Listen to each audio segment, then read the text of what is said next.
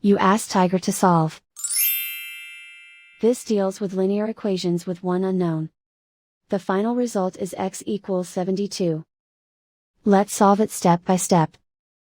Group all constants on the right side of the equation.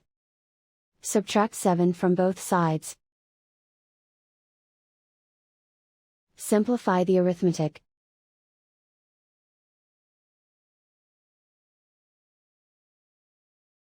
Isolate the x. Multiply both sides by 9. Group like terms. Multiply the coefficients. Simplify the fraction. Simplify the arithmetic. And so the final result is x equals 72.